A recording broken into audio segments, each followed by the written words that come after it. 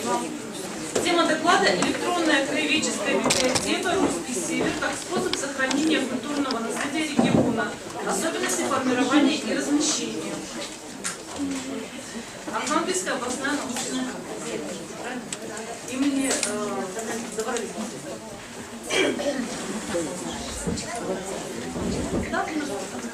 Добрый день, коллеги. Я вам расскажу про наш электронный ресурс, про электронную краеведческую библиотеку «Русский Север». Документный фонд Архангельской областной научной библиотеки имени Добролюбова является самым крупным информационным библиотечным ресурсом в регионе. И фонд отдела краеведения является, конечно же, его главной ценностью. Фонд краеведческой литературы был выделен в 1898 году нашим губернатором Энгельгартом Андреем Платоновичем. Сохранился первый печатный каталог отдела «Русский Север» 1898 года. Сегодня краеведческий фонд состоит из уникальной коллекции изданий северной тематики Архангельской области в ее современных исторических границах, начиная с конца XVIII века и до нынешнего времени. Это самая крупная в области и самое читаемое собрание. Существенная часть изданий является библиографической редкостью. Многие документы имеют автографы авторов и дарителей, содержат штампы ранее существовавших библиотек, уникальные экслибрисы. Для сохранения редких изданий фонда краеведения «Русский Север» и расширения доступа к ним в конце 2006 года Архангельская областная научная библиотека приступила к оцифровке наиболее ценных и спрашиваемых пользователями документов. Так появилась наша электронная краеведческая библиотека «Русский Север». Основными целями создания электронной библиотеки стали сохранение документального наследия региона и расширение доступа к уникальным документам об Архангельской области.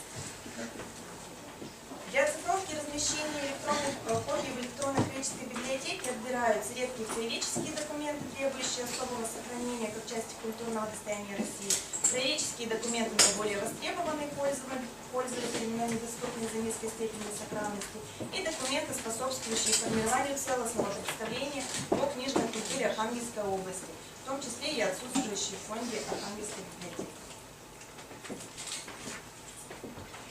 Оцифровка осуществляется в рамках тематических коллекций, так же, как у большинства коллег, что позволяет не только сохранять редкие документы, но и выявлять лакуны и докомплектовывать фонд электронными копиями, которых нет у нас в библиотеке. На данный момент насчитывается около 25 коллекций. Некоторые представлены на данный момент только в локальном доступе по ряду причин.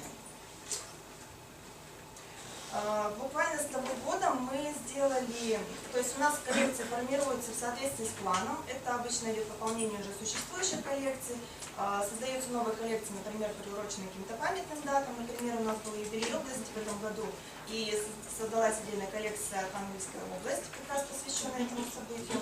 И с того года мы сделали такую новую услугу для наших читателей, оцифровка по требованию. Мы эту услугу взяли у красноярских коллег, она нам очень понравилась, и у нас она стала тоже очень востребованной. То есть мы предлагаем нашим читателям сделать нам заказ на те источники, которые они хотят получить сейчас, электронные копии, и мы их оцифровываем. Заказ они делают либо через интерактивную форму на нашем сайте главном, либо через электронную почту, либо через группу ВКонтакте нашего отдела краеведения. Ну и я немножечко остановлюсь, про все коллекции рассказать не смогу, потому что времени очень мало, расскажу только про самые основные. Первая коллекция, о которой хотела бы сказать, это редкие книги в Архангельской губернии. Она содержит электронные копии редких книг и альбомов, изданных как на территории края, так и за его пределами. Здесь содержатся книги, документы архангельских историков XVIII века, труды членов Архангельского церковно-археологического комитета, краеведческих обществ, статистические описания Архангельской губернии, путевые заметки художников, первые издания, например, наших литераторов Бориса Шергина, ну и многие другие различные издания. Хочется еще сказать, что вот нам представляли как раз тройку самых читаемых книг. Мы буквально вот с этого года начали делать горячую десятку самых читаемых книг. И как раз в горячей десятке у нас всегда присутствуют книги, электронные копии документов, которые как раз присутствуют в этой коллекции. Ну и это самая многочисленная коллекция по количеству документов. Так, следующая коллекция – это печать Северной области. Здесь представлены единственное издание периода с августа 18 года по февраль 1920, вышедшее при Верховном управлении и Временном правительстве Северной области. Это периодика, приказы и распоряжения, а также книги самого разного содержания.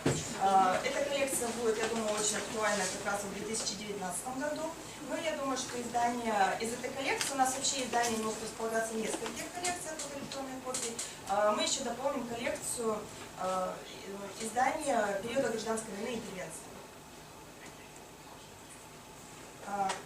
Ценные издания местно-дореволюционной статистики – это памятные, адресные, справочные книжки Архангельской губернии, ежегодные губернские отчеты, переписи населения губернии, протоколы, труды отдельных изданий членов статкомитета можно найти в коллекции изданий Архангельского губернского статкомитета.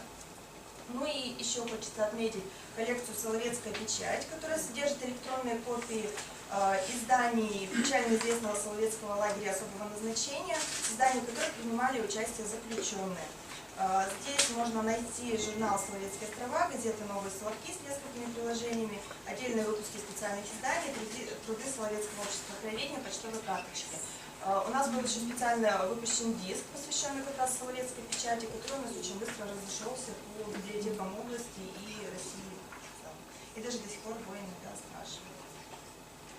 И из новых коллекций мне бы хотелось отметить коллекцию, посвященную истории освоения Арктики. Эта коллекция была у нас создана в этом году, то есть работа по подготовке по созданию велась ее достаточно давно. В этом году она оформилась в коллекцию. У нас как раз в апреле проходил международный форум «Арктика. Территория диалога» в городе, и эта коллекция стала как раз таким логическим завершением. То есть как раз у нас из президентской библиотеки приезжали, тоже презентовали свои ресурсы, ну и мы презентовали свои. Здесь содержатся документы и вторая коллекция «Морские промыслы русского севера». В основу первой коллекции лежат публикации, в которых дана информация по поморскому мореплаванию, освоению и изучению природы и ресурсов арктических островов Северного морского пути. Это дневники полярных путешественников, отчеты экспедиций 19-го, начала 20-х веков, исследования историков, труды Арктического института и журнала 30-х годов 20 века. Основу второй коллекции составляют публикации, в которых даны описание рыболовства и зверобойных промыслов, в которых преимущественно Белого и Баренцева морей. Это книги и статьи. И электронные копии современных авторов, исследований современных авторов представлены в коллекции «Современные летописцы», но я не буду на ней подробно останавливаться, если интересно, вы можете посмотреть. Доступ к электронной краеведческой библиотеке осуществляется несколькими способами. Первый способ – это через локальную компьютерную сеть. Это автоматизированные читательские места в зале отдела краеведения «Русский север» Архангельской областной научной библиотеки. С данных АРМов можно вести поиск в основных базах данных электронного каталога и в том числе в базе данных электронная краеведческая библиотека, которая является основной точкой доступа к основным ресурсам. Она содержит информацию о составе электронной краеведческой библиотеки и ссылки на полные тексты. Полные тексты для локальных пользователей у нас представлены в формате PDF. Они, большая часть, распознаны и сделаны закладки. Закладки помогают увидеть содержание документа, ну и переместиться из одной части документа в другую. Ну а когда документ распознан, естественно, это осуществляется поиск по документу. Но сразу оговорюсь, у нас большая часть не распознана, потому что это дореформенная орфография, мы тут сталкиваемся с определенной проблемой. Мы тут ее уже озвучивали. Нам предлагали программу, которая стоит баснословных денег, и на самом деле мы не поняли, будет ли это действительно стоить этих денег, вот насколько она действительно хорошо отрабатывает. Поэтому на данный момент мы распознаем, естественно, современные тексты, и там будет дореформенная орфография. Ну и сразу переключусь немножко на другую программу. Для удаленных пользователей сети интернет у нас доступ осуществляется через программу Flipping Book. Flipping Book мы стали пользоваться им с 2014 года. Это программа, которая позволяет представить книги в 3D формате в таком. То есть это листалка, если есть звук, даже можно услышать шелест страниц. Вот так вот выглядит книга, представленная в программе Flipping Book. Чем нравится нам эта программа? Во-первых, можно полностью подстроить под себя интерфейс, оформить в своем стиле, можно прописать ссылки, в данном случае у нас есть ссылка на наш сайт электронной краеведческой библиотеки. Можно осуществлять поиск по тексту, если он распознан, и все очень быстро находится. Можно выделять и копировать текст и вставлять, но это тоже при условии, если текст распознан. То есть, если текст не распознан, то, к сожалению, функции действия не будет. и можно нажатием на одну иконку разместить текст в социальных сетях, что тоже очень удобно. Что еще в данном случае нам нравится? Данная программа защищает документы от копирования. Мы пока ограничиваем доступ к нашим документам в плане именно скачивания. То есть часть документов у нас есть возможность для скачивания. Данная программа позволяет такую возможность тоже давать, а позволяет закрывать документы. Мы пока часть документов закрываем. И что сейчас нам очень удобно, так как это все сделано на технологии Flash, ну, если кто-то знаком, просто многие сайты сейчас очень ругаются на Adobe Flash Player.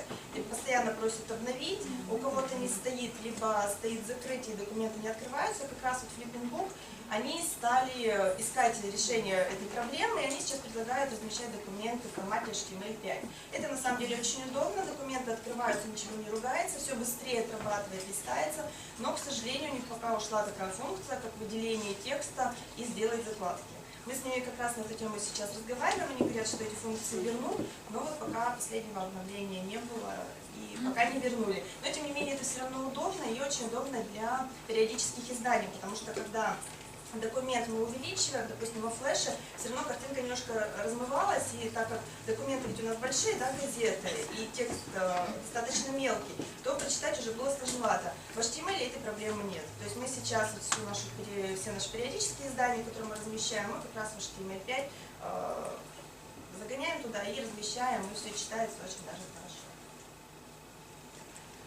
И Flipping Book очень хорошо, если нет возможности разместить, как бы, выпустить печатную версию книги. В данном случае у нас был указатель Северно-Русский народный хор, и, к сожалению, у нас не получилось сделать печатную версию, указатель получился очень хороший, и мы вот сделали такую электронную версию, он прямо как книга также листается, при этом он весь распознанный, все ссылки есть. Еще, кстати, программа позволяет делать фотографии, их можно увеличивать, то есть если вы специально туда добавите какие-то фотографии, то на них можно нажать, и они увеличатся, то есть в этом плане очень удобно. Ну и вторая точка доступа, это уже для удаленных пользователей, это база данных электронная академическая библиотека, которая сделана через модуль WebIRBIS. Сейчас этот модуль выглядит таким образом, как представлено на экране, но мы сейчас работаем над тем, чтобы переходить на JIRBIS, то есть там будет совершенно другое уже отображение, поэтому я не буду подробно останавливаться на этом модуле, но здесь также идет библиографическое описание и ссылка на полный текст. То есть если нет надписи «полный текст», то просто это полный текст доступен в локальной версии. У нас нет никакой авторизации, мы от нее отказались, то есть у нас все документы, если они выложены в интернет, то они доступны читателям. Ну и вторая точка доступа – это сайт электронной академической библиотеки. Сайт у нас появился в 2007 году, и буквально в прошлом году, весной, мы представили новую версию нашего сайта. Сайт полностью мы переработали, то есть изначально он тоже был, это только были коллекции представлены, коллекции, электронные издания. Сейчас это полностью переработанная структура, дизайн. Весь материал структурирован по большим 6 разделам. Это о проекте, документы, материалы, события, календарь, поиск. Также, как я сказала, что у нас все документы оцифровываются в соответствии с коллекциями, то здесь тоже представлены в виде коллекции материалы. Внутри коллекции документы расположены по алфавиту. Размещены титульные листы либо обложки, аннотации, библиографические описания, ссылки на полный текст. Также у некоторых изданий есть дополнительная информация об издании, либо дополнительная информация об авторе. Также у нас представлена вся наша периодическая печать. Периодика размещена по алфавиту. Если есть полный текст у издания, то это указывается также вот у документа. Мы размещаем наши электронные копии либо в виде календаря, что нам очень понравилось, например, в газете «Архангельск». При наведении на дату показывается, какой номер у газеты. То есть, когда человек знает именно какого числа вышла газета, это очень удобно. Как раз вот газета «Архангельск» или там, где газета выходила достаточно часто, это очень удобно. Или, например, вот как здесь в архангельских епархиальных ведомостях, это по номерам. Но при наведении на номер вы увидите месяц или дату, когда это номер. Ну и у нас появились новые разделы, то есть мы поняли, что надо сайт развивать, у нас очень много материала, и так получилось, что мы очень много материала выкладывали в нашу группу ВКонтакте в социальной сети, но оттуда ни статистика не идет, и, к сожалению, материал на тот момент уходил, то есть не было тогда поиска по стене. И мы приняли решение все материалы, которые мы готовим, размещать на сайте. Так как у нас нет своего портала краеведческого, то и очень много материала делается именно на основе электронных копий и основе фонда краеведения. Мы приняли решение это сделать и добавить эти разделы на сайт электронной краеведческой библиотеки. Так у нас появились разделы «Памятные даты», «100 лет назад», «Персоналии». Сразу говорю, что все эти вот разделы, они содержат ссылки на источники, ссылки, если это персона, например, то это будут ссылки на полные тексты изданий данной персоны, да, к примеру. Во все разделы добавлен иллюстративный материал, и если есть ссылки в интернете, то мы их тоже прописываем. Ну вот еще один раздел «Интересные факты». Подробно не буду останавливаться, если интересно, зайдете, посмотрите. Ну, отдельно просто хотела сказать про раздел «100 лет назад». Он у нас тоже появился в начале в группе ВКонтакте. То есть, когда мы купили Флиппинбук, мы стали им пользоваться, и первое, что мы разместили, это газету «Архангельск». И так получилось, что как раз в 2014 году даты совпадали один в один с тем, что происходит с датами 2014 года. И вот у нас родилась такая идея создать такую рубрику «100 лет назад» и публиковать наиболее интересные материалы из этой газеты, то есть что происходило в нашем городе 100 лет назад, ну и теперь. И вот так вот у нас трансформировалась эта рубрика, я тут не буду подробно останавливаться. Но в результате, когда у нас появился сайт, мы перенесли эту рубрику уже на сайт, то есть там вся информация содержится, представлена в виде календаря, а также с иллюстративным материалом, с ссылкой на полный текст газеты, то есть можно почитать и уйти в другие номера, можно посмотреть, перейти именно в этом разделе, то есть у нас такая система гиперссылок. Также поиск можно осуществлять по электронному каталогу. То есть здесь модуль выглядит немножко по-другому, чем я показывала электронную базу данных, но это ищется по той же самой базе, то есть просто этот модуль адаптирован под наш сайт, чтобы он не выделялся. Также ссылки на полный текст.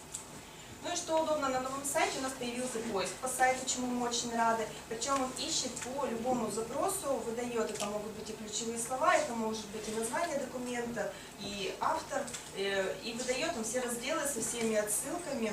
То есть, например, вот мы ищем Ксению Петровну Гемп, и он выдает все разделы, где есть информация о данной персоне. Ну и у нас система ссылок работает, как раз о которой сегодня говорили, что надо, чтобы все переходило в гиперссылки. То есть это все у нас как раз вот из одного раздела в другой можно перейти, не выходя в главное меню, а находясь вот в этом разделе. То есть если где-то есть еще информация, у нас это прописано.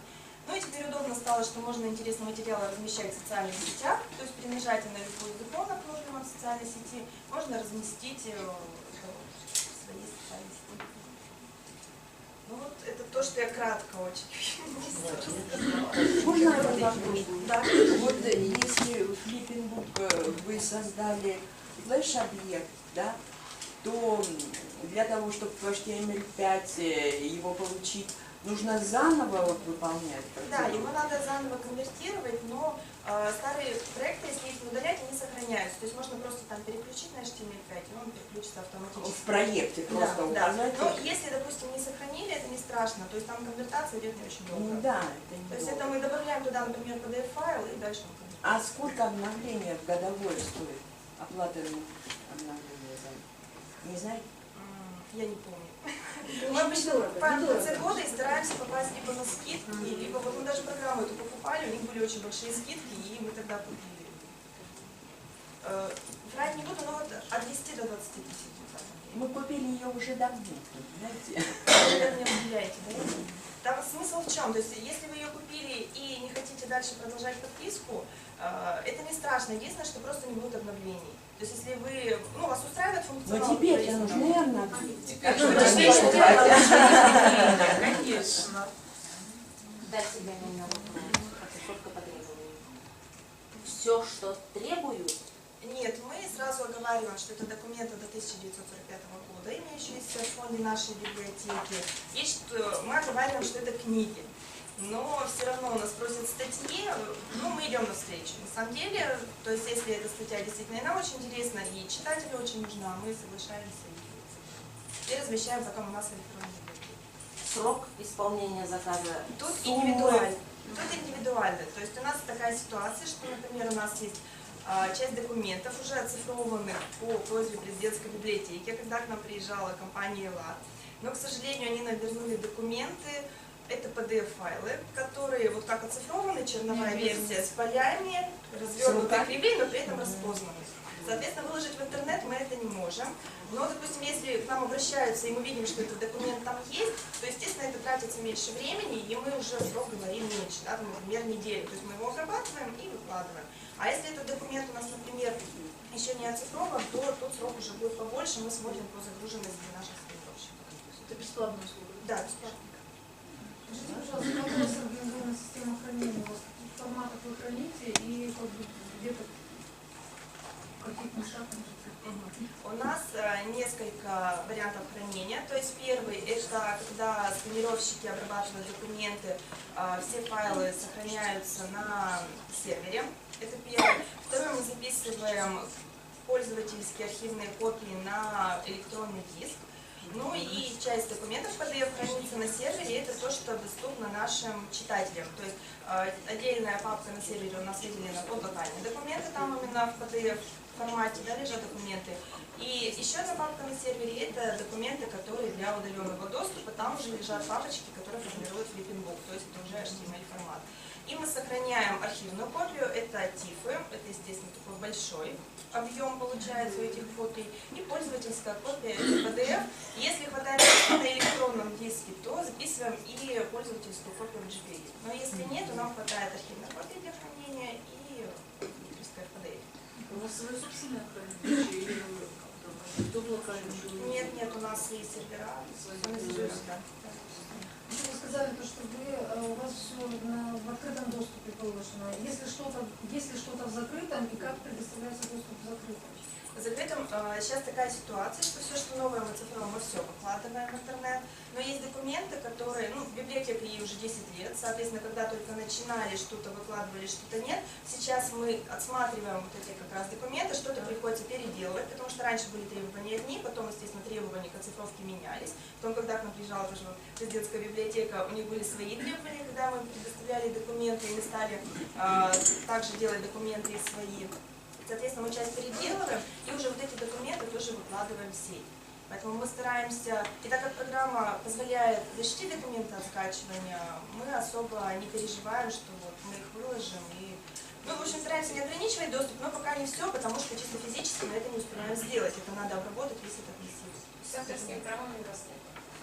С авторскими правами мы заключаем лицензионные договоры. Только после заключения лицензионного договора, если автор разрешает разместить документы, то мы тогда размещаем. Например, сейчас у нас в коллекции издание периода гражданской войны интервенции, мы ее делали совместно с Архангельским краеведческим музеем. Они нам предоставляли для оцифровки листовки, причем такой достаточно большой массив листовок, но в интернет они разрешили по договору выложить только 5 документов. В локальном доступе. То есть в локальном доступе у нас будут все документы представлены, в интернете только 5. Но это было вот у нас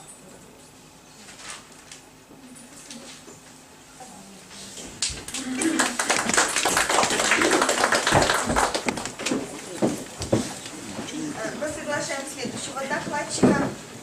Пожалуйста, Лебедева Татьяна Павловна, Мурманская государственная областная универсальная научная библиотека, электронная библиотека «Польский север», Мурманская государственная областная научная библиотека.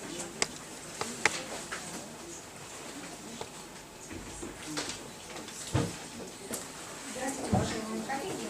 Сегодня я хочу представить наш ресурс «Электронная библиотека Польский север». Электронная библиотека Польский север, конечно, у меня было рассчитано на большее время, поэтому я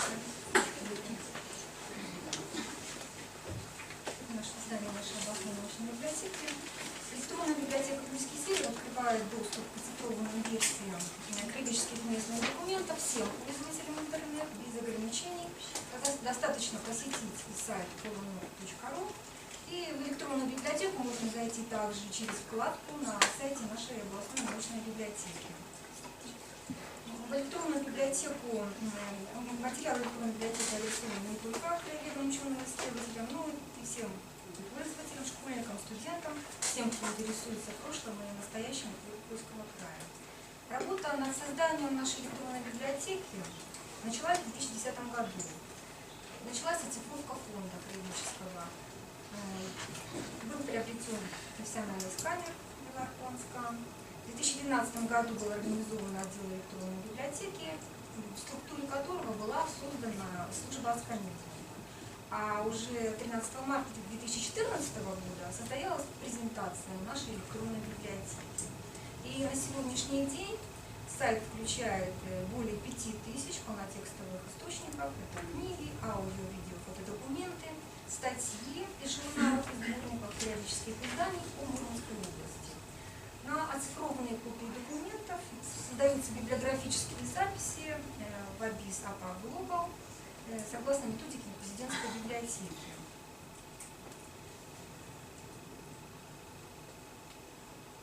И основой электронной библиотеки являются тематические коллекции, как и в других региональных электронных библиотеках. Они охватывают различные сферы жизни Мурманской области. На сегодняшний день в электронной библиотеке представлено 19 тематических цифровых коллекций и разделов. Очень коротко о некоторых из них. Исследование Мурмана содержит работы конца 19-го, начала 20 веков известных ученых, исследователей, путевых заметных писателей, посещавших наш край и оставивших на страницах своих книг ценные сведения о различных аспектах жизни на Мурмане. То есть это в основном редкий краеведческий фонд. Коллекция освоения Курского севера включает материалы о колонизационной политике российского правительства по заселению Мурманского берега 1860-1917 годы, включает материалы по истории Мурманской железной дороги, источники по колонизационным мероприятиям Мурманской железной дороги и истории деятельности Мурманской биологической станции. Очень важная наша коллекция «Кульские саамы». Народ Саами, это коренной народ Кольского полуострова, поэтому мы максимально собираем литературу об этом народе, и представлено здесь 3 тематических раздела: саамские литераторы, на саамском языке, латонистика. И в этом году у нас был очень такой хороший плодотворный год, мы смогли заключить много договоров на цифровку произведений саамских авторов. Кроме того, мы очень хорошо пополнили раздел на саамском языке. Там представлены как аудио, так и различные материалы по изучению саамского языка. И эти материалы можно посмотреть у нас и аудио, и видео на сайте. И также мы участвуем в проекте Уралика Национальной библиотеки Финляндии. Да, то есть с этого ресурса Уралика есть ссылки на наш сайт «Кульские саамы». Но сейчас нужно пополнять, обновлять немножко. Следующая коллекция «Святыни Кольского севера», представлены издания, которые раскрывают духовную жизнь края, православие, православных обителей Кольского Заполярья. Читателям также доступны номера журнала «Под сенью Трифона», который выпускает метрополия. Очень обширная наша коллекция, такая интегрированная, это коллекция «Сохраняя память о войне». Здесь очень много разделов, и что хочется отметить. Во-первых, мы сотрудничаем с Мурманским областным краеведческим музеем, представлены материалы из Мурманского краеведческого музея. Затем мы осуществляли проект в 2014-2015 году по оцифровке материалов из музея, школьного музея, музея боевой славы, поселочка такого Целпиявр Кольского района. Там школьники на протяжении многих лет, с 1960 года, собирали материал о героях Советского Союза, которые защищали Заполярье. Материалы вообще уникальные, фотографии, различные архивные материалы, вырезки. И все в таком уже ветхом состоянии. Мы это все оцифровали и выставили в нашей коллекции. То есть представлено, по-моему, 47 альбомов о героях Советского Союза, о летчиках, которые защищали наше Курское Заполярье. Следующий проект, который мы сейчас тоже реализуем, тоже очень такой серьезный проект, мы наконец-то склонили, так сказать, к сотрудничеству музей нашего Северного флота. Там представлены уникальные источники о войне на Севере, в том числе военные газеты Северного флота. И вот мы сейчас заключили с ними договор о сотрудничестве, начали оцифровку, начали с газеты «Североморский летчик». Вот оцифровали 45-й год, 44-й, все эти издания представлены в разделе «Газеты военных лет». Ну, у нас с Архангельском немножко похожие коллекции. Это тоже наш край очень касается. История освоения Арктики, да, содержит материалы по истории российского арктического мореплавания. Город Кола, древний город Кола, отмечал 450-летний юбилей. Мы тоже не могли не создать коллекцию об этом крае. У нас живут на Терском берегу поморы. Мы тоже создали коллекцию об этой группе населения. Там представлены материалы как конца 19-го, так и современные, конца 19 века, так и современные издания. В прошлом году, в 2016 году, мы отмечали 100-летний юбилей нашего города-героя Мурманска и создали тоже такую коллекцию. Это включены исторические исследования, документальная литература, мемуаристика, художественные произведения, путеводители, сборники песен, фотографии, видеофильмы. В общем, различные виды материалов. Детская коллекция. У нас очень много очень прекрасных изданий для детей. Мы решили все это объединить, и эти книги, написанные мурманскими авторами для детей и о детях, повести, рассказы, сказки, стихи, песни, путешествия, фантастика на русском и исламском языках. И там представлены как и известные имена, так и молодые авторы. В этом году мы создали новую коллекцию «Природа и экология», которая содержит издания о животном и растительном мире Мурманской области, ее природных особенностях, заповедниках, экологии, географии. И вот самая последняя наша коллекция по столетию Октябрьской революции. Она включает издания о событиях революции, гражданской войны и иностранной интервенции на Мурманск. В ней размещены архивные материалы, книги, статьи и художественная литература. Коллекция небольшая, но она будет, я думаю, пополняться. Мы выступали уже с обзором этих материалов, уже и на феодоритовских чтениях, и в университете. Цитируем мы переводику, конечно. На сайте можно ознакомиться с электронными версиями как современных газет и журналов, которые выходили на территории области, так и краеведческих периодических изданий в 20-30-х годах. Архивом старейшего регионального издания Мурманской области это газеты «Полярная правда» с 1924 года. Центральное место в нашей электронной библиотеке занимает раздел «Авторы Мурмана». Вот перед вами стена с фотографиями наших авторов, там и все авторы. На сегодняшний день этот раздел включает цифровные версии произведений 170. Историков, краеведов, журналистов, писателей, поэтов, почетных граждан, докторов наук, кандидатов наук, почетных солярных, фотохудожников, то есть у нас там все как бы известные наши люди нашего края. Особенность нашей библиотеки. У нас не так много таких редких изданий, как в Архангельске, как в Вологде, как в Коме. Поэтому наше направление нашей деятельности – это сотрудничество с современными авторами. Мы и как художественные произведения размещаем, так и фотоальбомы, и музыкальные произведения, ноты. Ну, вот наши авторы.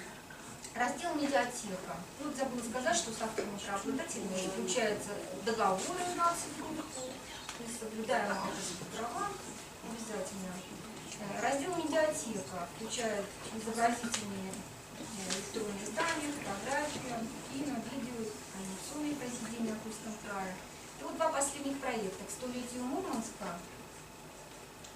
Мы совместно с ГТРК Мурман, с областным архивом создали такой проект «Почетные граждане». То есть каждый аудиофайл посвящен какому-то лицу, какому-то почетному гражданину города Мурманска. Материал очень интересный, очень востребованный. И большая благодарность нашим читателям отмечалась уже, что очень интересный проект. И вот еще тут я не отразила, другой проект, это «Век Мурманска». Там 100 сюжетов о истории города Мурманска. Каждый год, каждый сюжет посвящен какому-то году. То есть всего 100 сюжетов, 100-летие Мурманска, 100 сюжетов. Тоже очень интересный проект. Ну, как уже Даша говорила, у нас тоже используется программа Flipping-Book, она нам тоже очень нравится.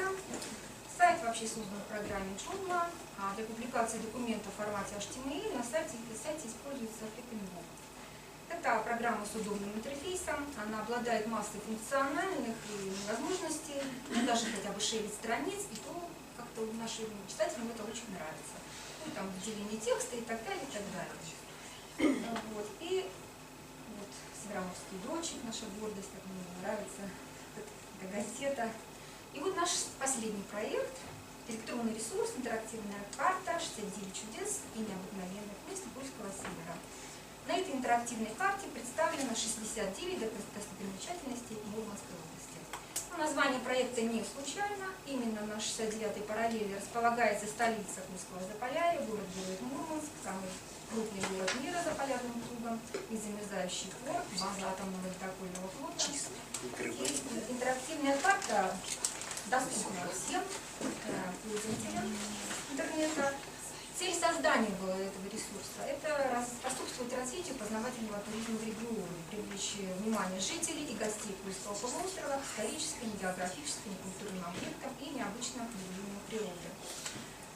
Для удобства пользователей создан тематический навигатор, чудеса объединены в группы археология, история, музеи, памятники природы, природа Заполярья, рекорды достижений, спорт, цветы, фауна.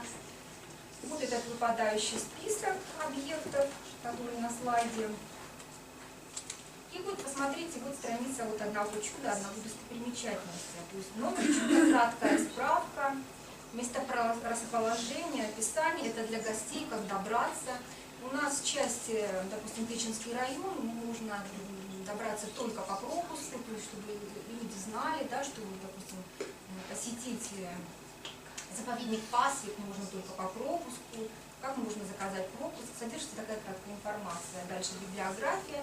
Вы видите, красным цветом выделены это интерактивные ссылки на электронную библиотеку, на ресурсы нашей электронной библиотеки. Открываются там источники, все это можно почитать. Вот наши достопримечательности. Как я уже говорила, да, указано месторасположение, координаты чудес, информация, как добраться. Электронный ресурс адресован тоже самой широкой аудитории, туристам, экскурсоводам, краеведам, студентам, школьникам и всем жителям. И нам очень приятно, что он востребован. То есть там уроки проводятся, и даже нам туристические агентства сказали, что они используют в своей работе. Вот, и что очень приятно.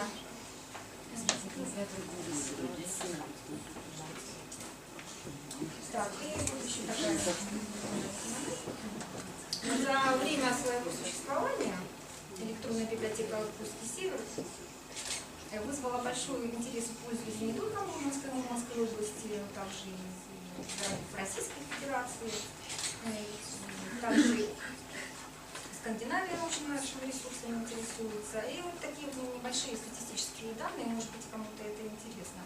В 2015 году у нас было 15 тысяч посетителей, 90 тысяч просмотров. В 2016 году 17 тысяч посетителей, 105 тысяч просмотров. И 2017 год, по октябрь месяц, 17 тысяч посетителей и 87 тысяч просмотров. Ну, перспективы развития нашей электронной библиотеки, конечно же, мы будем сотрудничать.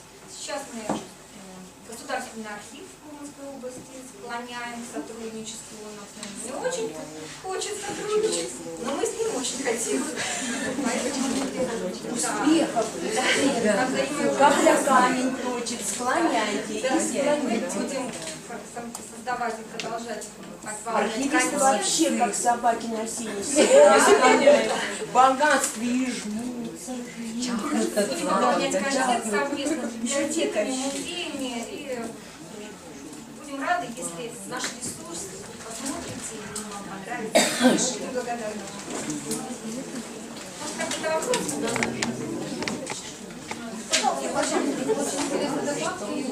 Очень рада за вас, что вам удалось договориться с ГТРК, потому что как мы здесь пытаемся с нашим ГТРК Помидор договориться, у нас ничего не получается, потому что у нас они все хотят денег.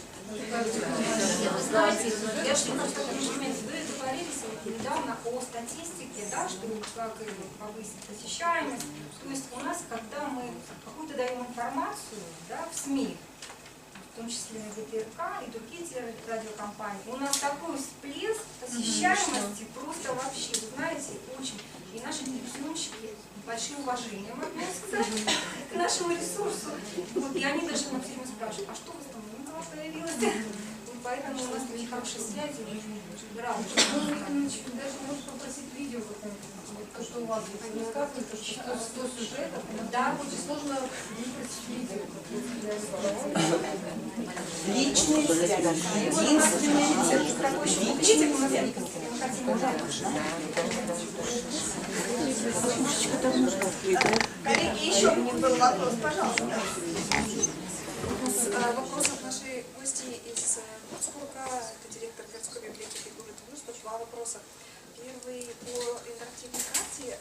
Могут ли жители города делать свой вклад в этот ресурс? А второй вопрос подобного характера. Вы говорили о коллекции, посвященной Второй мировой войне, когда жители города также приносят свои документы, фотографии и так далее, которые вы затем оцифровываете. А бывают ли своего рода встречи с этими же людьми, которые приносят эти материалы, где они могут рассказать эти свои истории, которые связаны с этими, может быть, фотографиями или еще чем-то? Я начну с последнего вопроса. Вы знаете, как бы вот у нас немножко такая особенная история, потому что этот поселочек, это раньше там были авиачасти летчиков, да, воинская часть ушла, поселок стал заброшен, то есть заброшенный совершенно поселок, труднодоступный поселок, и как бы люди уехали уже, то есть встреч таких нет. Но что приятно, осталась видеохроника, которую нам тоже они передали. Мы с помощью наших друзей оцифровали, разместили в нашем ресурсе. То есть у нас есть как бы встречи 60-х, 70-х, вот эти вот такие исторические документы. Вот. Но у нас сейчас затеивается такой проект, который называется «На крыльях любви».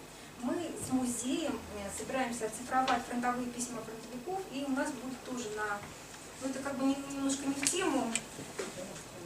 Мы хотим тоже на телевидении, чтобы каждый известный человек читал эти письма. А встреча с ветеранами как-то не особо получается, потому что на самом деле уже мало кто остался. Это потомки, то есть те, кто... Да, но вы знаете, это очень хорошая идея. Мы можем провести какие-то мероприятия. Да. А по поводу первого вопроса,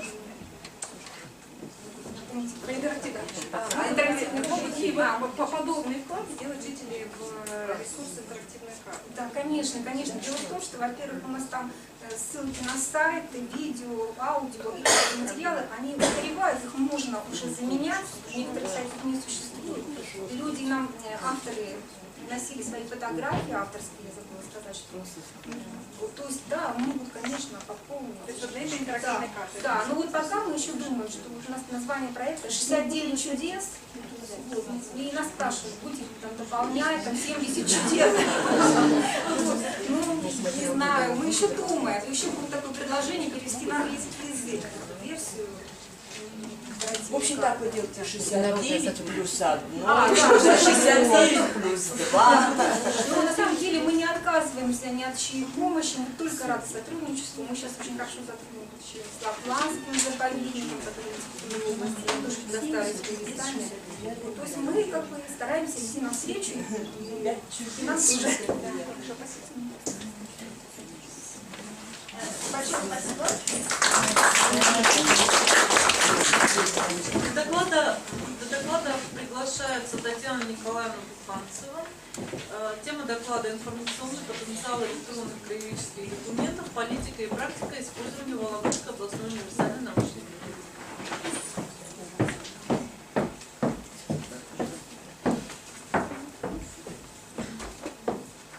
Добрый день, уважаемые коллеги. Я приехала прежде всего, может быть, не о себе рассказать, а на других рассказать. Да, потому что мы, наверное, одна из самых первых библиотек, которые начали формировать электронные ресурсы, и опыт у нас уже достаточно большой. С 1998 года существует сайт Вологодской областной универсальной научной библиотеки booksite.ru, и с начала 2000-х, 2001-2002 мы начали работать над электронными ресурсами, над оцифровкой. И наша электронная коллекция, она содержит два таких больших раздела.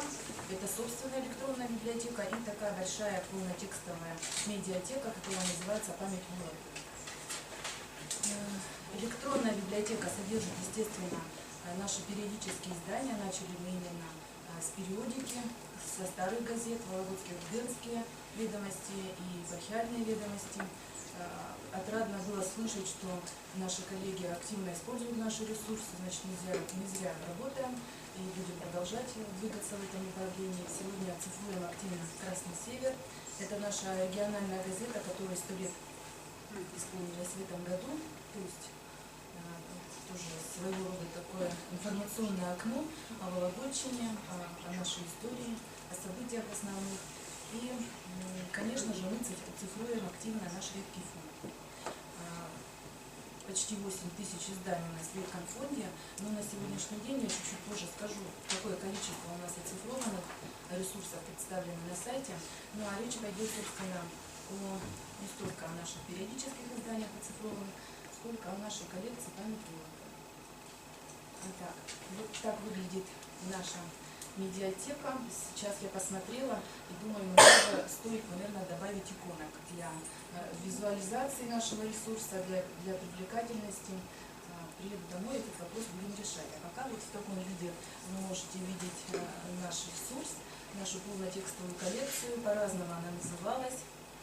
Это было и электронный ресурс, электронная библиотека, как-то еще называли мы нашу коллекцию. В конце концов мы решили, что это электронная медиатека, потому что помимо электронных текстов печатных изданий, здесь представлены, конечно же, и музыка наших композиторов, Валерия Гаврилина, конечно же, это голоса наших писателей, например, Николая Рубцова. Поэтому вот медиатека и, не знаю, может быть, мы как-то изменим в дальнейшем свое название, посмотрим, насколько будут изменяться информационные технологии в будущем. Так, начали мы нашу коллекцию, она выросла из, конечно же, наших брендов таких вещей. Это Вологодское маслоделие, Вологодский лес, Вологодский лен и, конечно же, Вологодское окружение. Да, и очень много места на сайте и, собственно, в этой коллекции отдано выдающимся людям Вологодского края. Представлен как алфавитный список, можно найти по фамилиям персонажей, так и, собственно, вот таким сферам деятельности. Что здесь у нас? Искусство, экономика, журналистика, писатели, ну и так далее. Самое разное, в общем-то, отрасли знаний. Следующая наша такая большая тематическая тоже вкладка в памяти Вологды – это живая Вологда, потому что, как мы видим по Сыктывкару, деревянные наши строения уникальные, которые составляют лицо города, они исчезают в Вологде очень стремительно. Поэтому мы оцифровали фотографии, которые еще существуют, и собственно, фонда держателей этих фотографий еще жил, и поэтому мы можем получить вот такие уникальные совершенно фото, выложить на сайте, и при этом сейчас видим, что очень такая популярность имеет, когда сравниваешь, да, старую и новую фотографию, какие-то вот коллажи такие, да, коллажи делаются, когда, собственно, переплетается прошлое и настоящее. Это очень интересно. Живая Вологда, значит, рассказывает о том, какой была Вологда, какой, к сожалению, она становится. Второй ресурс, вот здесь представлен на сайте, конечно, я не буду на всех 37 разделах наших останавливаться, это Вологда торговая. Сегодня Вологда становится одним из центров таких ярмарочных, крупнейших мероприятий, что касается леса, молока, молочный форум на днях совсем проходил в Вологде. И потрясающий, на наш взгляд, очень любимый нами раздел – это дворянские усадьбы. В Вологде еще существуют такие, возрождаются уголки дворянского быта, совершенно потрясающие, изумительные, красивейшие наши усадьбы. Например, усадьба дворян Бринчаниновых, родовое имение Бринчанинова. В общем, вот на сайте представлены не только прошлое этой усадьбы, но и настоящее. Коллекция о хозяевах этой усадьбы. Бринчанинова творчество представлено, и, в общем, очень много интересного, и самое главное, что это очень красивый ресурс. Приглашаю всех на наш сайт, сайт.ру, пройдите по сайту, очень много полезного там увидите. Последняя, не последняя, одна из также наших гордостей – это вологодские народные промыслы. А сегодня в Вологодской области собственно, надо, наверное, начать с того, что социальный заказ, он имеет место, является одной из причин развития наших коллекций. Сегодня уже звучало, что мы, если будет экология в России, то мы стараемся цифровать экологические ресурсы и представлять на сайте. Сегодня в Вологодской области пересматривается закон о традиционных, о народных промыслах, о традиционных промыслах, и поэтому мы решили, что население Вологодской области должны вспомнить, какие вообще промыслы существуют. Вот мы здесь 9 выложили наших таких промыслов традиционных, среди них, конечно же, кружево плетение и северная чернь и так далее. А каждый раздел открывается, и очень много всего можно посмотреть от таких народных кружевниц, которые составили гордость Вологодского кружева плетения. Основные их работы можно посмотреть в разделе «Вологодские народные промыслы». Одним из последних наших разделов является Первая мировая война, раздел «В памяти вологоджан». Уникальность этого ресурса состоит прежде всего в том, что здесь собраны все материалы, которые есть в библиотеке, и практически все, что мы могли найти в архиве. Вот здесь архив не жался, мы дали информацию. Собственно, на нашем сайте собраны биографии практически всех георгиевских кавалеров. Это очень важно по результатам такой работы. То есть, можно сказать, что убили двух зайцев, мы сделали такой ресурс и издали книгу. Вологоджане, герои георгиевских кавалеров. И, конечно, библиографические указатели представлены каждому разделу, что, на мой взгляд, очень важно. Когда в современном мире электронную коллекцию, электронную библиотеку может любая организация, ну, будем так говорить, желающая организация любая создать или любой человек, то библиотека делает это системно, очень организованно. Главное, что выверенные источники представлены. Библиографические списки, что мы остаемся библиотекой, то они обязаны быть представлены на наших ресурсах. Конечно, Великая Отечественная война в памяти вологоджан тоже присутствует на нашем сайте. И вот здесь тоже хочется сказать и похвалить наших коллег с нашего региона. Вологда состоит из 26 районов и плюс 2 городских поселения. Все 28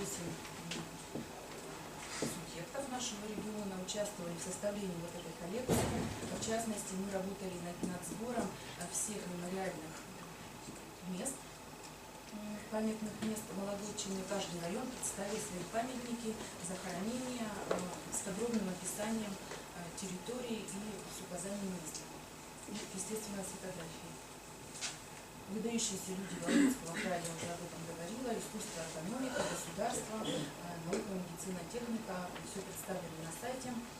Достаточно подробная информация как о жизни, так и о творчестве, о деятельности выдающихся вологоджан.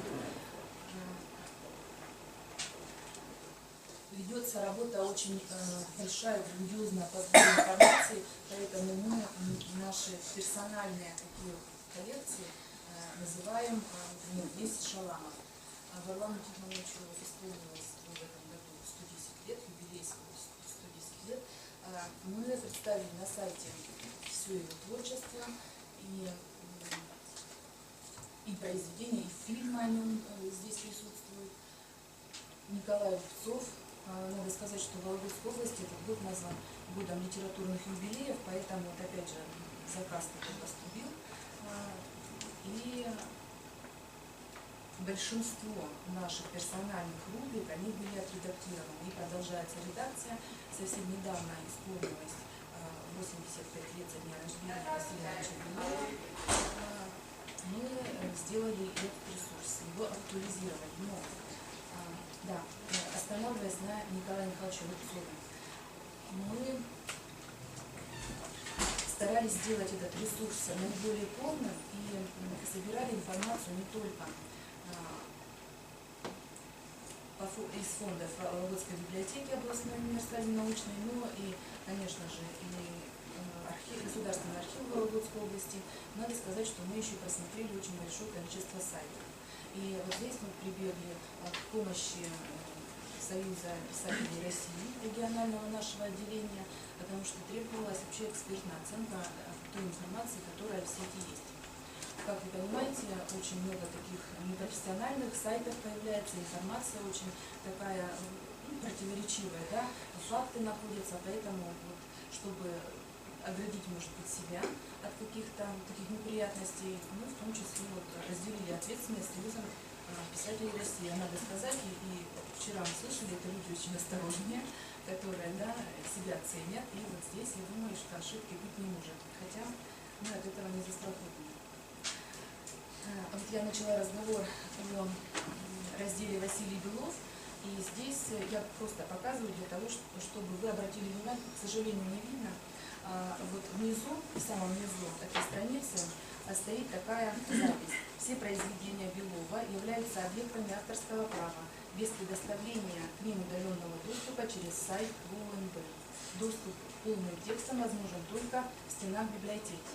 Конечно же, мы очень тесно, плотно взаимодействуем с авторами, и все, что у нас представлено, по крайней мере, за последнее время, у нас тоже сопровождается договором, авторским договором.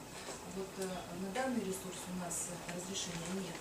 Хотя я понимаю, что это вопрос времени, когда правообладатели хотят сегодня получить какую-то коммерческую выгоду, а между тем упускают, собственно, популяризация имени, да, от этого страдает. Он даже Стругацкий все свободное доступ. Да, да, Наследник. причем если вы не даете центральной библиотеке региона выставить о своем родном человеке информацию, посмотрите, что делается в сети. Это все уже давно оцифровано, выложено, в каком это качестве совершенно непонятном, и вот не пострадало бы само имя.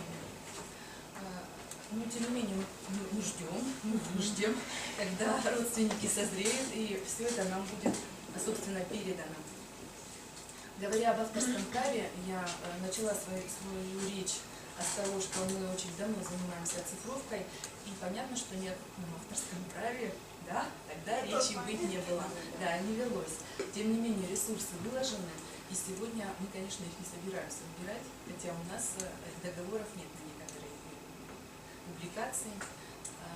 Опять же, мы заняли такую выжидательную позицию, потому что жаль проделанной работы.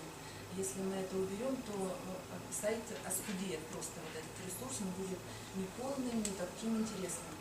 Поэтому, если какой-то гневный звонок раздается и говорят, что ай-яй-яй, с нашего сайта, когда убираем такие нехорошие, конечно, мы убираем, мы приносим извинения и убираем.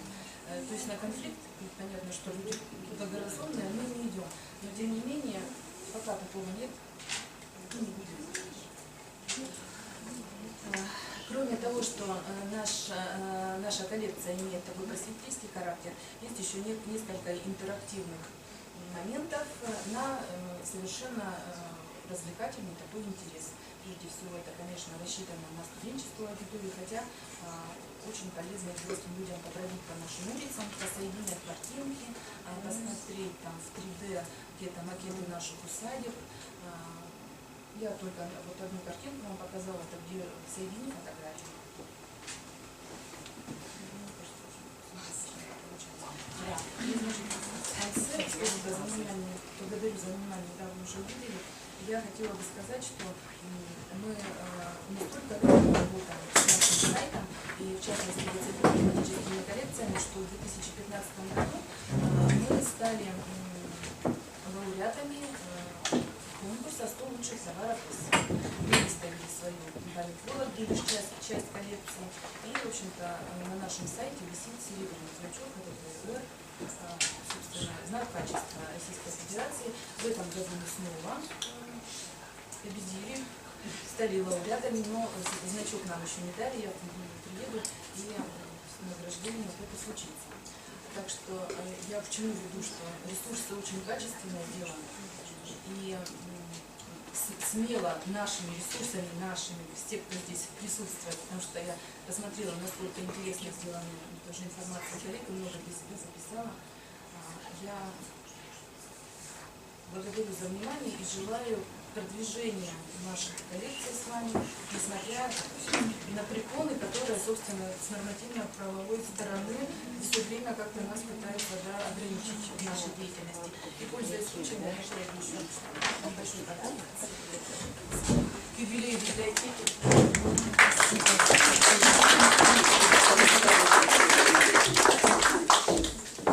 Вопрос. Да, у вас старые коллекции, да, и это всегда палка о двух концах, да, там вы представляли картинки, графические изображения. Вы их сегодня меняете или они остаются в том же виде? То, что вы оцифровали в самом начале своей деятельности. То, что мы оцифровали в начале нашей деятельности, это наши фонды. Да. А что может там устареть? Нет, вы остаете в том же формате остаете. И второй вопрос такой простой. На территории Вологодской области проживают вепсы. Малочисленный народ севера, который живет в Межозерье и только на 3 территориях субъектов Карелия, Ленобласть и Вологодская область, они живут.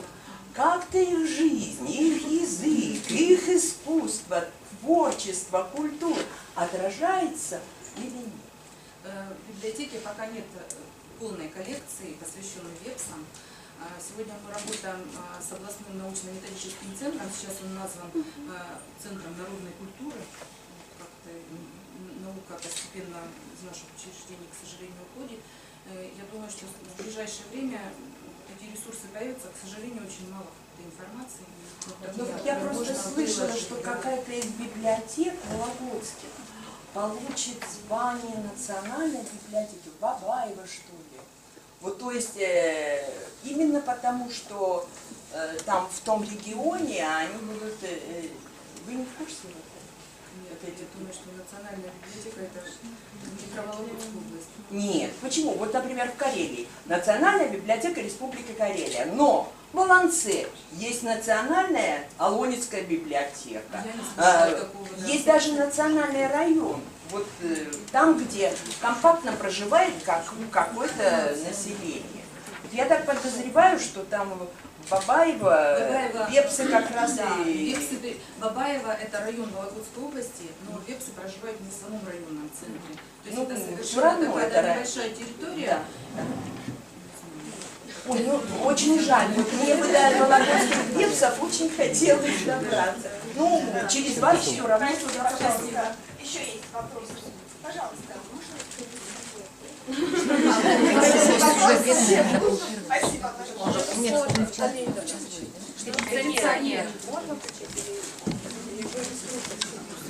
уважаемые коллеги, приглашаем Татьяну Васильевну Николаеву выступить с докладом «Литературное наследие региона в электронных коллекциях и ресурсах Национальной библиотеки Удмуртской республики». Добрый день, уважаемые коллеги. На каждый слайд скажу 2 слова. Я не, так сказать, приехала тоже хвастаться, я приехала посмотреть на людей и уже много открытий для себя сделала. Первое открытие вчера сделал для меня Михаил Дмитриевич. История повторяется. Государство и власть сегодня нас не хочет замечать, потому что мы иждивенцы, которые требуют денег. И с другой стороны наши пользователи, которые упорно не хотят читать. Они объясняют это нехваткой времени, дороговизной книги, ну и куча других причин и проблем. Мы стараемся также идти в ногу со временем с читателем, и у нас для этого тоже представлен топ-3 самых популярных краеведческих информационных ресурсов. В первую очередь это Национальная библиотека Удмуртской республики. Сегодня на ней уже 31 тысяча документов оцифрованы. Все они у нас с документами. Тут уже устаревшая информация, более 25 тысяч книг написано. С договорами. Начинался этот проект с оцифровки старых книг, книжных редкостей удмуртской книги.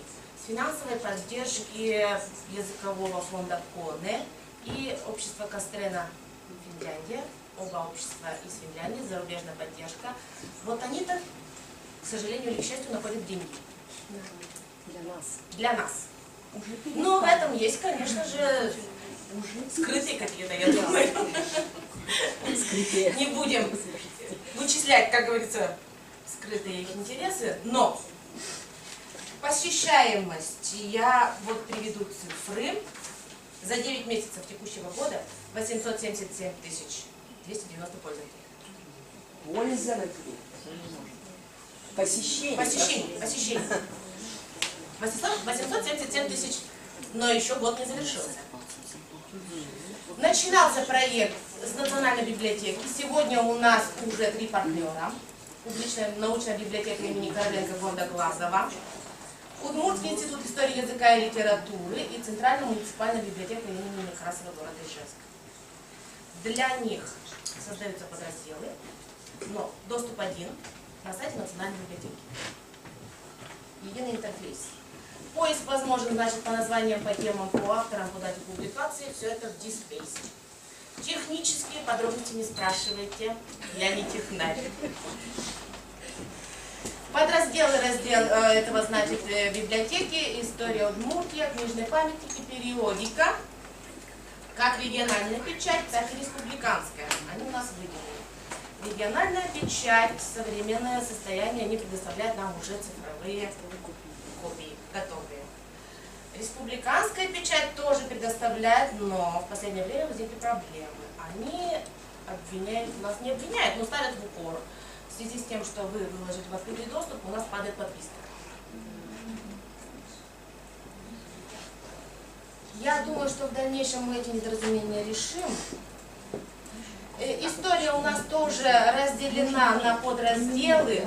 Изначально коллекции по тематике формировались. Потом у нас у самих возникли сложности, потому что есть книги, которые не в одну тему, а могут и тот, и другой раздел. Мы остановились на временных, то есть уже по времени делим рубрику. Скажем, история Удмуртии в целом, история Удмуртии до 17 года, Октябрьская революция, гражданская война, Удмуртия в период НЭПа и так далее. Так, тут уже не будем просматривать, как это все искать и как это смотреть. Я уже говорила, что это в DSpace. Книжные памятники у нас подразделяются на краеведческую книгу, национальную книгу и православную. Вот просмотр идет. Республиканская печать — это тоже газеты и журналы наши. Периодика региональная печать — это 30 газет наших районов. Удмуртская книга сегодня это самый популярный. Если по цифрам, то книга выдача за эти прошедшие 9 месяцев 14 845 книг. Ссылки интерактивные идут и из каталога, и из других наших ресурсов. Так, я проскочила, у нас также представлена в НЭБе удмуртская музыка, произведения композиторов Удмуртии и удмуртская народная музыка. Естественно, все это из наших фондов оцифрованных. Если есть возможность, а на сегодня мы уже всех профессиональных композиторов охватили, договоры с ними составили, то, что они нам могли дать, уже дали. Есть вариант. Это ноты или аудиозапись? Аудиозапись. Это с грамм-пластинок? Нет, в основном это бобины были. Это их личные коллекции? Из наших фондов. Если они предоставляют личные коллекции, то это тоже цифровые. Сейчас есть вариант перейти на самодеятельных композиторов. Расшириться. Другой проект, который дает нам хорошие цифры. 59 тысяч посещений за 9 месяцев. Интернет-проект Воршу. Своеобразная энциклопедия на платформе Медиавики. Википедию все знаете. И этот проект у нас интенсивно развивается и дает стабильные цифры посещений. Из самых таких, как говорится, популярных, отметить нужно то, что этот проект создается в партнерстве. Заинтересован как сам поставщик этого ресурса, так и потребители. И они могут вносить как свои предложения, так и свои коррективы, какие-то предложения. Этническая культура у нас в основном формируется, статьями энциклопедического характера в истории, материальной культуре, форма хозяйственного быта, в основном все на материалах нашего фонда. ссылочки из статейных, значит, библиографических этих списков идут на наш сводный электронный каталог и на НЭП.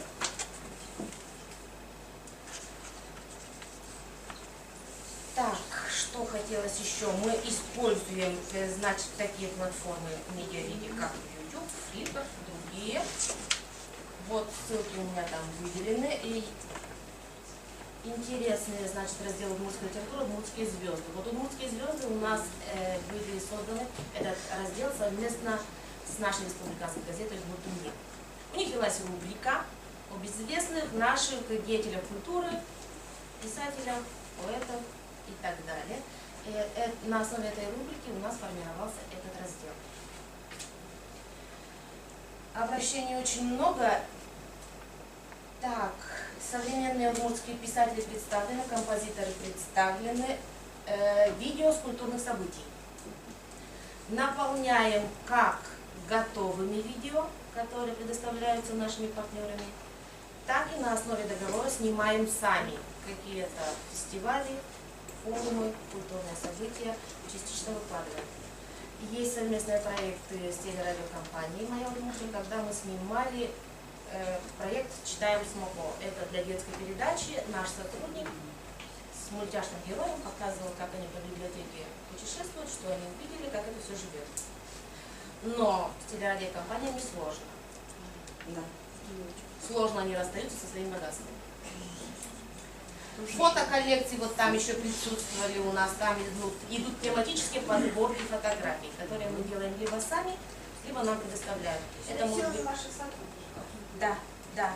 Это либо одежда, либо какие-то современные уже коллекции декоративно-прикладного искусства. Современный словарь новых слов. Я думаю, у вас тоже этот процесс идет. У нас идет как-то работа над литературным языком, и русские слова, которые употребляются в речи, активно переводятся и создаются новые слова русские. Большая аудитория, конечно, с этими словами не знакома. Поэтому у нас присутствует такой русский словарь новых слов. Следующий проект, созданный в 2011 году, «Край Удмуртский». Это краеведческий блог. Задумывался он как способ взаимодействия с краеведами.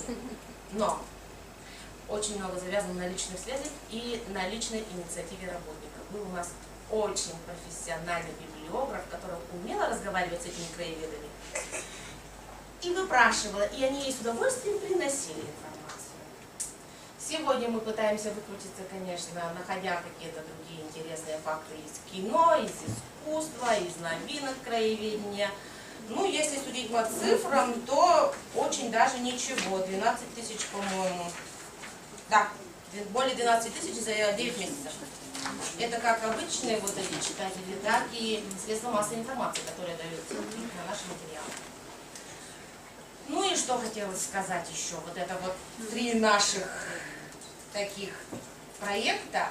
И этот проект, то есть статьи, серия статей этого блога, объединенная под названием «Маленькая Удмуртия в большом кино», получила 3-е место в конкурсе культурно-просветительских проектов среди центральных библиотек субъектов Российской Федерации. Я не думаю, что мы сегодня плохо работаем. Мы сегодня работаем хорошо, но надо найти способы довести это все до нашего потребителя. Потому что если я сужу по своим детям, они все быстренько, конечно, найдут в интернете на домашние задания, ответы, но о библиотеке подумают в 101-ю очередь. И я желаю вам, чтобы звезды в виде власти потребителя и библиотеки сошлись над вашей головой, и ваши дела пошли в гору. Спасибо за внимание. Есть ли вопросы к докладчику, коллеги? Наверное, хорошо. Значит, сейчас мы заслушаем доклад на тему «Открытая наука. Возможности и сложности для библиотечного обслуживания». Приглашается Ирма Райнин, Национальная библиотека Финляндии.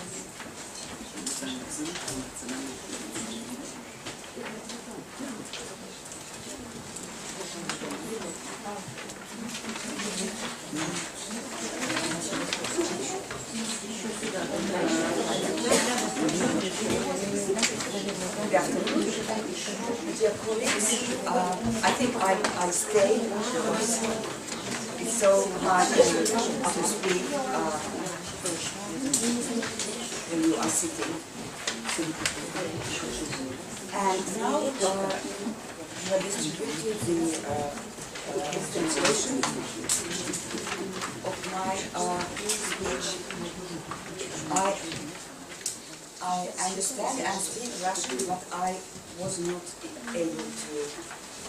I was not ready to give this presentation in Russian. So, my name is Irma Reijonen, and I come from the National Library of Finland, which has been mentioned several times already during this session.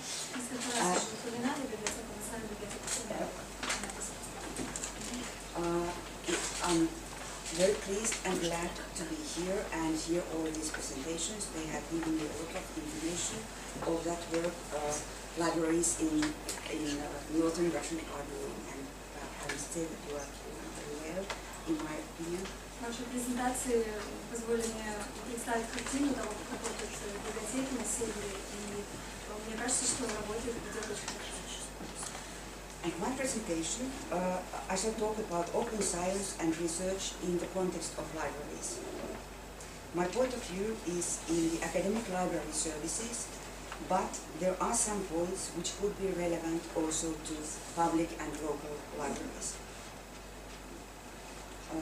Main question is what kind of opportunities and challenges open science and research gives to libraries and how we should tackle them.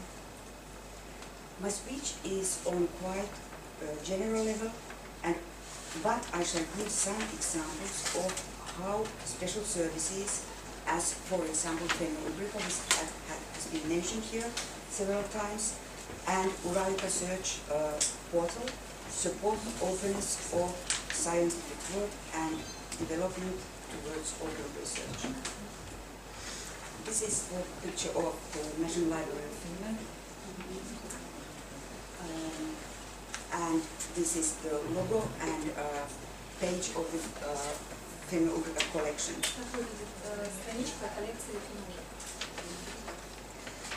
The National Library of Finland has conducted a 4-year project of digitizing Fenno-Ugrian publications. This project has ended, and digitized newspapers, journals and books are usable in Fenno-Ugrica service and searchable in Uralika portal, both maintained by the National Library of Finland. During this project, we cooperated with the National Library of Russia, with Komi National Library and other Fenno-Ugrian libraries and research institutes. All digitized newspapers, journals and books in Fenno-Ugrica collection are available in open access. It means that everyone can search, read, print, download and share them without registration or any kind of authorization. To be able to publish in open access, we agreed about the copyright clearance with the National Library Resource in Moscow, and thus Fenno-Ugrica is a library service which supports open science and research and also citizen science. Here you can see the amounts of publications in different collections. На этом слайде можно увидеть сколько сводок книг входит в каждую страницу. Another service I would like to give as an example is the Uralika Search portal. It contains metadata for more than 10,000 digitalized books and publications in Uralic languages. Metadata comes from 11 libraries from Russia, Estonia, Germany and Finland, and I'm glad that many of these libraries are present here in this session. And you see the list of libraries there, and if there is a need for updating your material or to joining this portal, please contact me after this session or during this conference. На слайде список библиотек, которые участвуют в проекте Уралика. Если у вас есть потребность и возможность, желание подключиться к этому проекту, обратиться ко мне,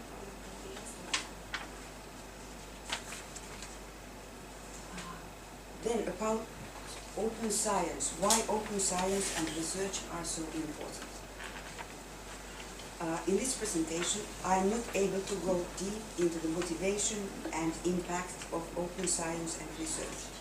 I just briefly quote Ministry of Culture and Education in Finland, opening the research process and research results aims for quality, reliability, and better impact of science. Open science is about better quality of research and better impact in the society. Better impact of scientific information in the society. The results and outcomes of research will remain as part of open scientific process so that they can be verified and utilized. This graph is from the big project launched by the Ministry of Education, Open Science and Research.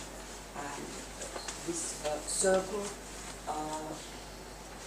illustrates the scientific process and different parts of it, and what the open science means to different parts of the research process.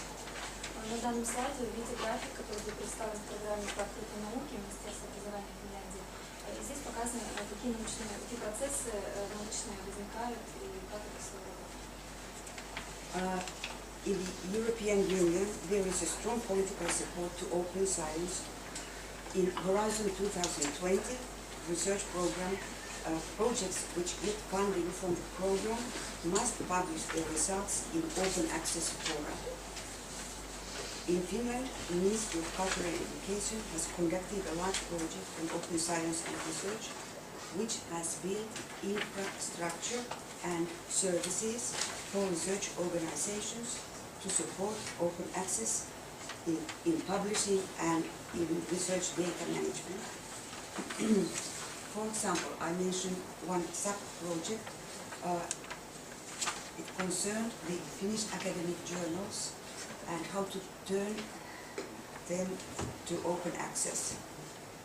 Federation of Finnish Learned Societies launched a platform for scholarly journals to move from printed, subscription-based publishing to online open access publishing. This portal was launched in the beginning of this year.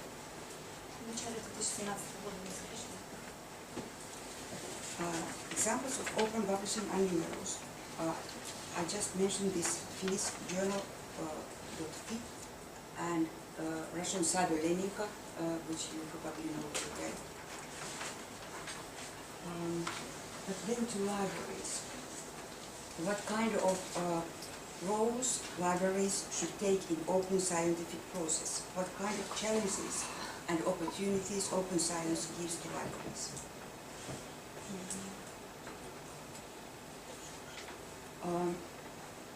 From academic research library perspective, I would like to point out 4 elements of open science.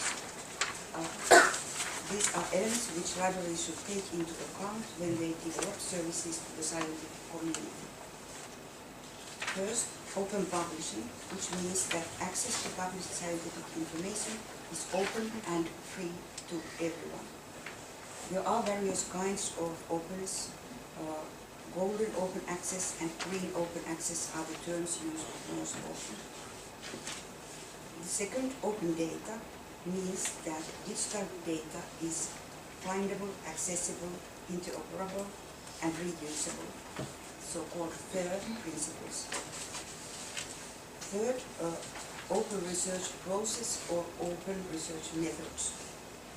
This means, for example, that tools for analyzing data are developed in cooperation within the community of scholars and shared openly on the web, for example, via GitHub. And fourth, I mentioned citizen science, which is citizens' engagement in scientific and scholarly research in a way that doesn't require specific qualification or institutional affiliation. All participants receive credit and benefit from the results. Then, how Finnish libraries in Finland are involved in open access and open science processes. I start with publishing. In license negotiations with big publishers and vendors, we try to get more and more articles and books to open access.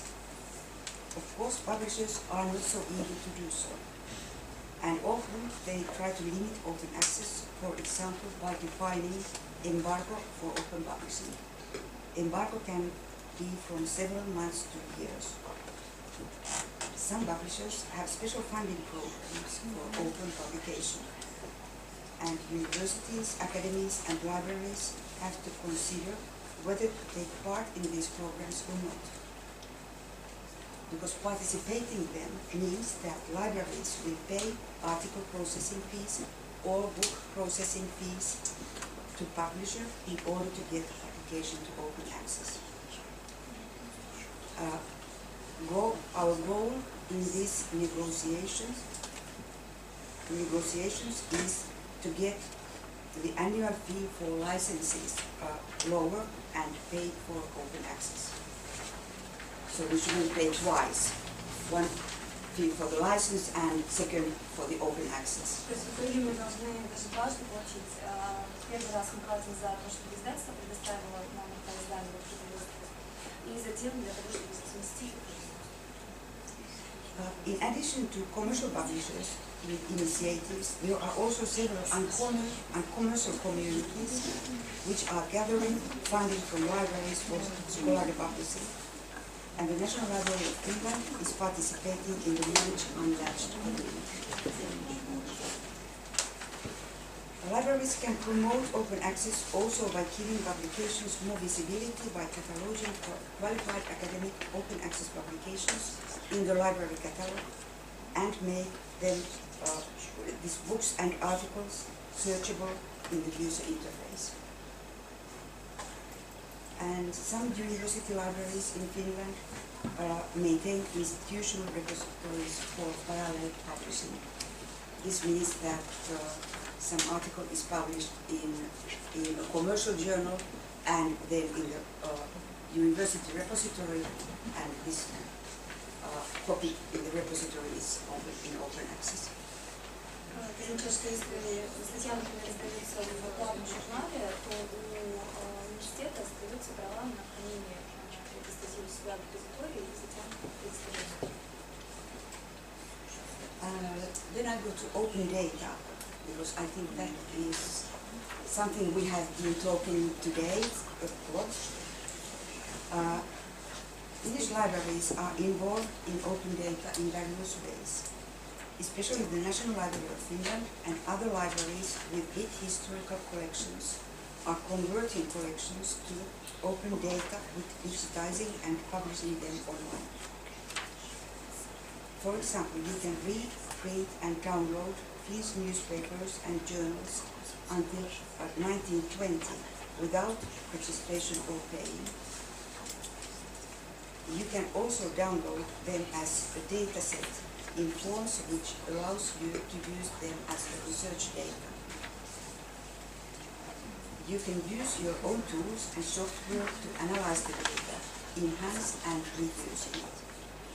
Libraries negotiate with the copyright holders or their representatives and, if needed, pay for the open access fees.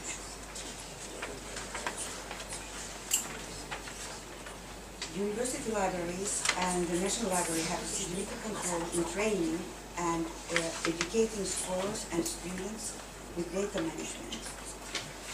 Researchers are obliged to include a data management plan to their funding applications to the Academy of Finland, and libraries are giving advice how to do it. There is a special tool developed for that, electronic program how to do this data management plan according to definitions of academic demand. Специальная электронная программа, которая позволяет самостоятельно обучиться и тоже принципам. Libraries and archives are specialized in cataloging and description rules, and these rules can be applied also to cataloging research data. And the National Library of Finland has opened vocabularies and ontologies for content description so that they can be used in, for example, annotating research data or through linking. They can be used in different environments.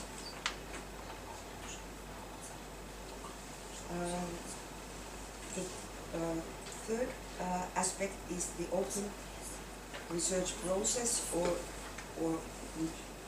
or methods. And I must say that this is not so well taken in the libraries. Unfortunately, it's less visible than the first two aspects. At least I am aware.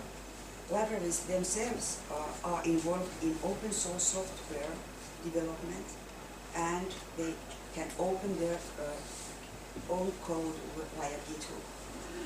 But let us wait a few years. I'm sure there will be more examples available.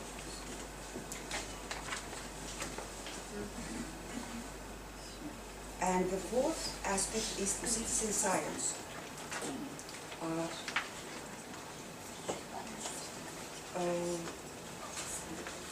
In Finland, there was published a report of the Open Citizen Science compiled by the Open Knowledge Finland, and it lists recommendations for how to strengthen citizens' ability to participate in scientific and scholarly research. According to the report, there is a lot of interest and enthusiasm for scientific work among citizens. One of recommendations give to local libraries a role of natural meeting place where citizens interested in science can meet and cooperate with scientists interested in involving people to scientific investigation. As I know, this is on the proposal, and we are waiting the results how the local libraries will get this citizen science activities. Are they going to that direction or not? Let's see. Насколько я понимаю, это идет пока в стадии приложения. Мы сейчас ждем ожидания, как местные библиотеки отреагируют, как они на это участвуют.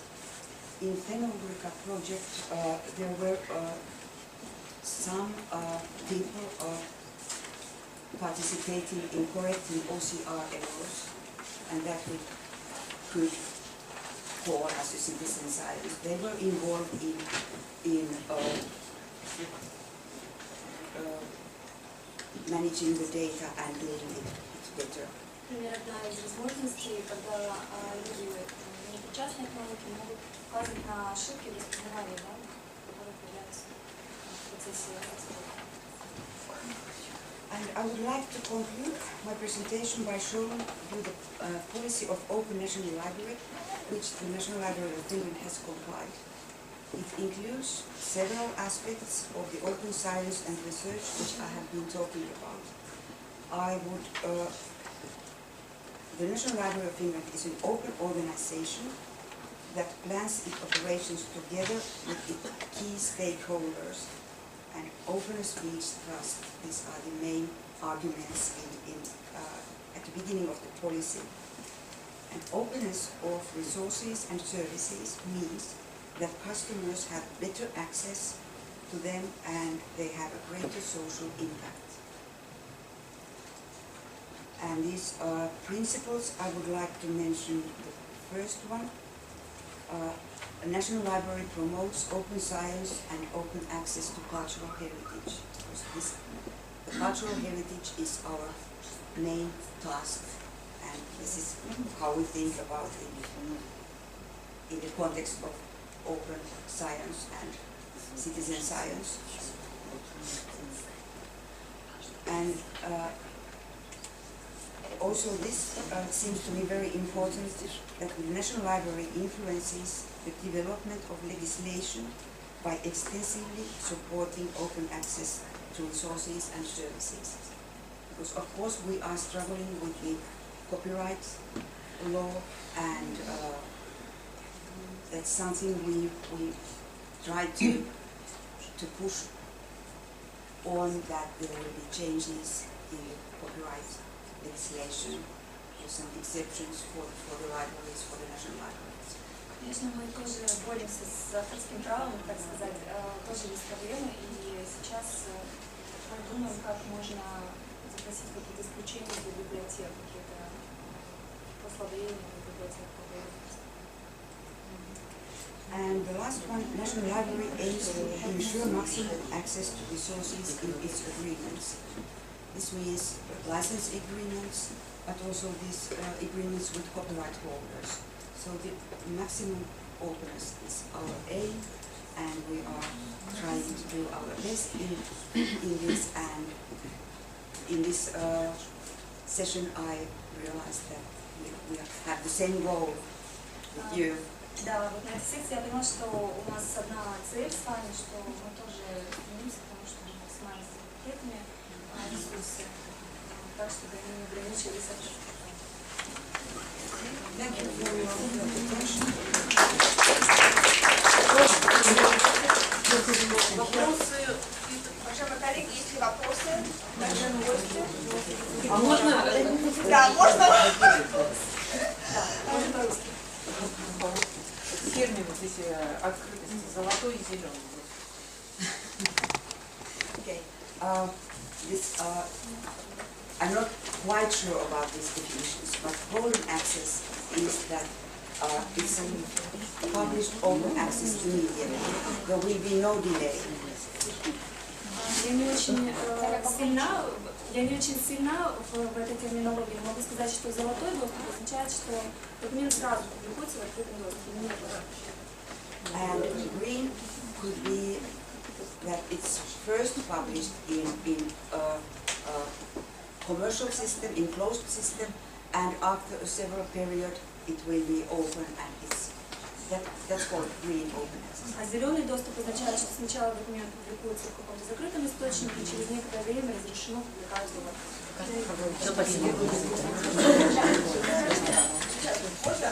Скажите, пожалуйста, какие словари или антологии вы предоставили исследователям, о которых вы Словари. И авторитетные файлы, легендарные файлы. Is the descriptive words, descriptive terms, Finnish descriptive vocabulary, which libraries are using when they are describing in the library catalog. Есть список дескриптивных описательных терминов, которые используются в каталогизации. And we have also named this as an ontology, so it's linkable in different environments. И также мы сформировали антологию из этих списков для того, чтобы можно было рисовать ссылочку делать. Она включает все Это общее. Используете вы словари Словари Института Гетти используются?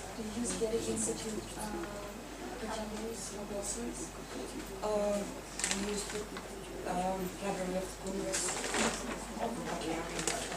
or we get these descriptions when we are copying reports from different libraries.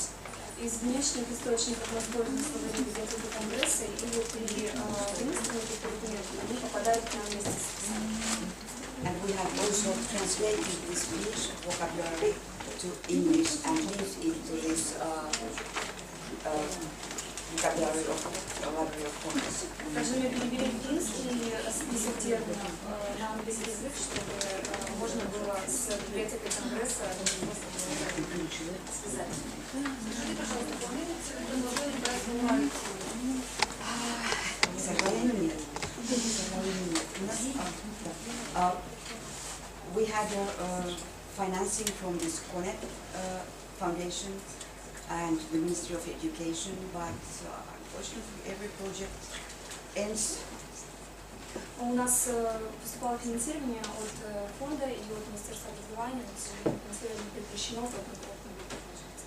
But we are maintaining this portal, and if there is interest to give your metadata to it, please contact me. We are ready to develop it with our own resources. Если к этому проекту остается интерес, то вы можете нам передавать свои метаданные, мы их опубликуем, мы сотрудничаем. Еще у вас написано открытые данные, они удобны для поиска, доступны, совместимы, могут использоваться многократно. В каких форматах они предоставляются фото? We have this PDF, and yes, and there was a discussion about if the PDF is needed or not. Not It is Excel or not CVS? And then we can turn them to that format researchers ask. There are several formats in which we can give even, of course, HTML. У нас форматы, скажем, используются тоже PDF, но мы можем предоставлять разные другие форматы исследователям, в том числе и личные. Скажите, пожалуйста, А кому передавать данные? Адресы и координаты? Вот координаты указаны на слайде. Да, эта презентация будет также в сборнике, который формируется. Я думаю, что там все контакты тоже будут. Скажите, пожалуйста, еще, планируется ли изменение библиотечного кодекса Финляндии вот, в зависимости от тех проблем авторского права, которые вот, вы подняли? What comes to copyright law, we are connected with the EU legislation, and we are trying to have some exceptions or some different kind of interpretation of this same law, because I know that, for example, in Netherlands,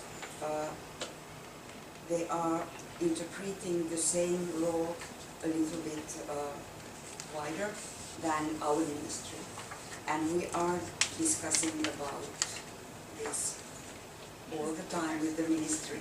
Закон об авторском праве тема больная. Сейчас, например, я знаю, что в Голландии толкуется немного шире, и мы работаем с организацией, которая помогает нам интерпретировать так, чтобы было понятно, как можно использовать эти данные. Можно просто из любопытства вопрос? Каковы взаимоотношения между Национальной библиотекой Финляндии и библиотекой Хельсинского университета? Они совершенно независимые, разных ведомств, или они связаны и влияют друг на друга? И в таком случае, кто из них главнее? Okay, we are both institutions of the University of Helsinki. That's our organizational administrational position is equal. Обе библиотеки относятся к университету Финляндии, то есть наши уровни одинаковые. And we are cooperating. For example, this open science and open research is our mutual goal, but we are working in different areas of it. И мы сотрудничаем, конечно, это наша общая цель делать проекты по открытой науке, делать науку доступнее. Поэтому мы сотрудничаем, но у нас немножко разные направления, разные цели.